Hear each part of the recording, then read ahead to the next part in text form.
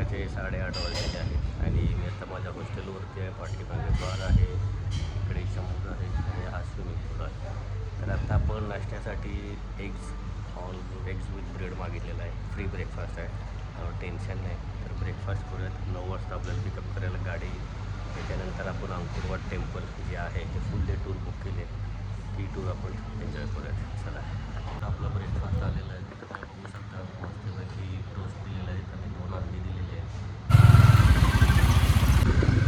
तर मित्रांनो, हे जे आपण टूर बुक केलेली आहे ही आपल्याला हॉस्टेलमधून $15ला पडलेली आहे.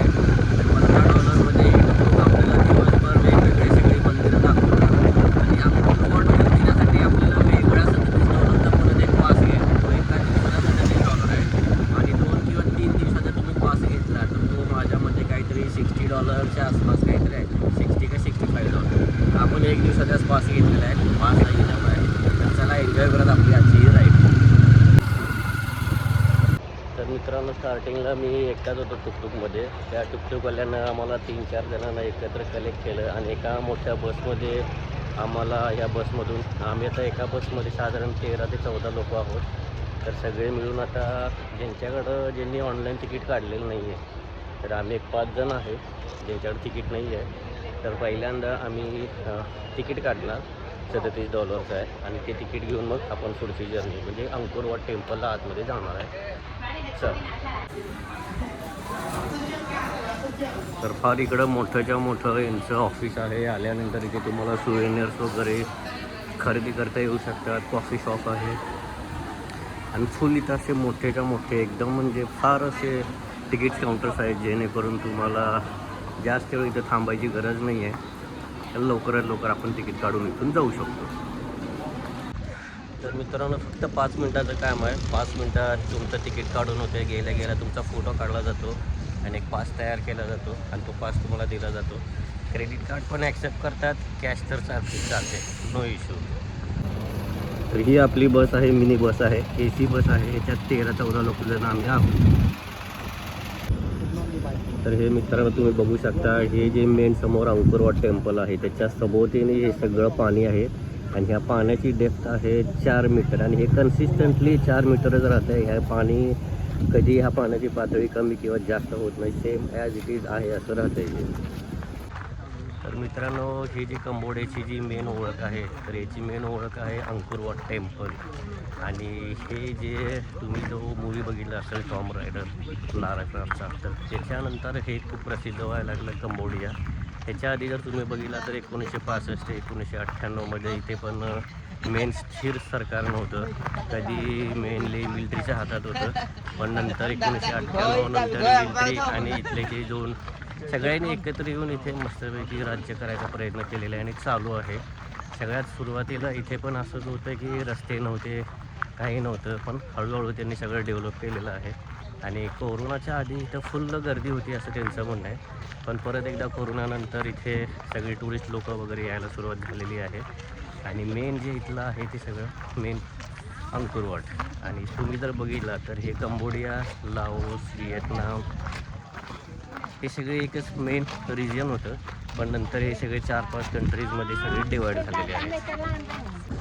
तर हे तुम्ही माझ्या पाठीमागं बघू शकता, हे सगळे आमचे प्रवासी आहेत, म्हणजे माझे सगळे कलीग्स किंवा काय वॉटेवर काय तुम्हाला काय म्हणायचं आहे तर बघू शकता. तर चला याच्याबरोबर आपण एन्जॉय करूयात आजची ही trip. In early 12 and west entrance, yeah, like this. माझ्या मते 10:30 वाजलेले आहेत. तर आता ऊन लागायला चालू झालेलं आहे. सनराईज जी टूर आहे ती सकाळी बरोबर 4:30 वाजताची असते, पण एवढ्या लवकर काय आपल्याला उठायला जमत नाही, त्यामुळे आपण ही डे टूरच आपण सिलेक्ट केलेली आहे. तर हे तुम्ही माझ्या पाठीमागं बघू शकता, हा असा एंट्रन्स आहे आणि आपल्याला तिकडे मंदिरात जायचं आहे. तर एक मिस्टेक माझ्याकडून झालेली मित्रांनो, तो जो मेन पिक्चर आहे टॉम रायडर त्याच्यातली मेन हिरोईन आहे अँजेलिना जोली. तर तिच्यामुळे हा पिक्चर नंतर हे जे टेम्पल आहे ते फार फेमस झालेलं आहे आणि त्याच्यानंतर इकडे फुल लोकांची गर्दी झालेली आहे की कंबोडिया काय आहे. तर हे सगळं बघण्यासाठी आजकाल लोक येत आहे. कंबोडिया खरंच एक खूप मस्त कंट्री आहे आणि स्वस्त कंट्री पण आहे. तुम्हाला काही इकडे जास्त काही नाही, काय नाही, काय नाही. तर हे जे पाणी आहे ते मित्रांनो बरोबर मंदिराच्या चारी बाजूने पाणी आहे आणि सेंटरला हे मंदिर आहे.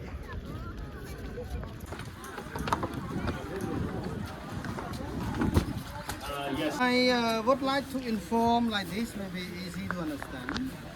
The master basic plan of all the temple, they took from religious concept. Hindu and Buddhist, we pick the same about the unity. So, temple. हे तुम्ही माझ्या पाठीमागे बघू शकता मित्रांनो, हे नेपाळ प्रसादासाठी फळं वगैरे घेऊन आलेले आहेत. इथले जे लोकल्स आहेत ते.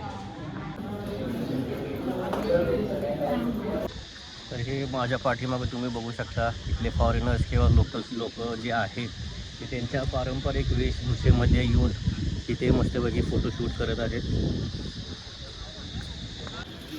तर मित्रांनो, हे जे समोरचं मंदिर आहे हे मेन मंदिर आहे. तर आता आपण त्या मंदिरामध्ये जाणार. तर मित्रांनो, हे तुम्ही माझ्या पाठीमागे बघू शकता, हे रामायणाच्या काळातलं म्हणजे रामानं जे युद्ध केलं रावणाबरोबर त्याचं सगळं कार्विंग तिथे तुम्हाला बघायला मिळते. प्लस त्याच्या पलीकडे पण अजून या सगळ्या मंदिरांमध्ये तुम्हाला कार्विंग्स बघायला मिळतील. आणि आपलं हिंदू धर्माविषयी, आपल्या देवी देवतांविषयी इथं भरपूर काही सगळं लिहून ठेवलेलं आहे. आणि सगळं काही इथं चित्र नक्षीकाम करून ठेवलेलं आहे. तर फार सुंदर कलाकृती आहे ही जी अंकुरवाट जी आहे ते. म्हटलं म्हणजे तुम्ही एकदा इकडे बघायला याच. बालीला पण मी जाऊन आलो आहे. बाली पण आपल्या हिंदू धर्माशीच रिलेटेड आहे आणि हे सुद्धा आपल्या हिंदू धर्माशीच रिलेटेड आहे, कंबोडिया. तर एकदा तुम्ही नक्की विजिट करा. एन्जॉय.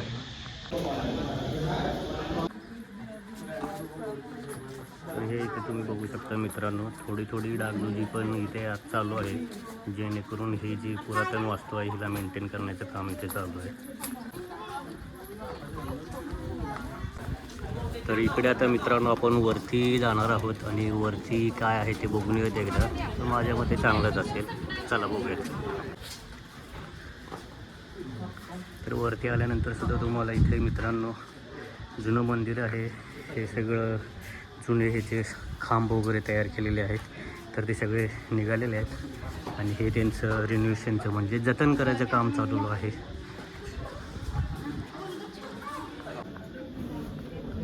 तर इथे पण वरती आल्यानंतर एक छोटंसं मंदिर आहे. तर इथे आल्यानंतर तुम्ही हे बघू शकता. आपण शूज पहिल्यांदा काढूयात. तर आपली संस्कृती आहे भारतीय. तर शूज काढून समोर जाऊन बघूयात. तर इथे तुम्ही बघू शकता दिवा लावलेला आहे, उदबत्ती केलेली आहेत, फळं इथे प्रसाद म्हणून ठेवलेला आहे आणि आता हे मंदिर आहे. तर इथे मित्रांनो वरती आल्यानंतर आतल्या आत तुम्हाला गोल फेरी मारायला येते आहे आणि एक 3-4 मंदिर आहेत. प्रत्येक दिशेला एक एक मंदिर आहे, ज्याच्यात तुम्हाला बुद्धांची मूर्ती, उभे बुद्ध असतील, झोपलेले बुद्धाची मूर्ती असेल, ते सगळं तुम्हाला इथं आल्यानंतर बघायला मिळतं. आणि सेम आपल्याला आपल्या इंडियाच्या इथे आल्यानंतर आठवण होते. मस्त एक्सपिरियन्स आहे, चांगला एक्सपिरियन्स आहे. युनेस्को वर्ल्ड हेरिटेजमध्ये याचं स्थान आहे आणि सगळ्यात मोठं मंदिर हे आहे. वर्ल्डमधलं सगळ्यात मोठं मंदिर हे आहे. तर हे वरून बघू शकता मित्रांनो, असं एवढं डीप आहे. तर वरती येताना मी काही शूटिंग करू शकलो नाही आणि जाताना पण करू शकणार नाही, कारण फार असे डीपमध्ये आहे. तर मित्रांनो, हे जे आपलं पाठीमागं अंकुरवाट मंदिर आहे ते आता पूर्ण बघून झालेलं आहे. पूर्ण म्हणता येणार नाही, एक फार मोठं मंदिर आहे. पण त्यांनी एक आपल्याला 2.5 तासात जेवढे काही मेन पॉईंट्स होते ते त्यांनी दाखवलेले आहेत.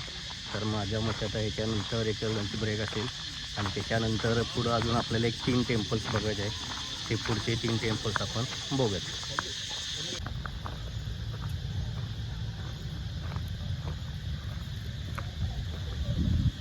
तर मित्रांनो, आता आपलं जेवणासाठी इथं सुट्टी केलेली आहे. एका हॉटेलवरती आलेलो आहोत आपण. तर मस्तपैकी ह्या AC हॉटेलमध्ये बसून काहीतरी जेवायला वापरत आपण आणि त्याचा आनंद घेऊ.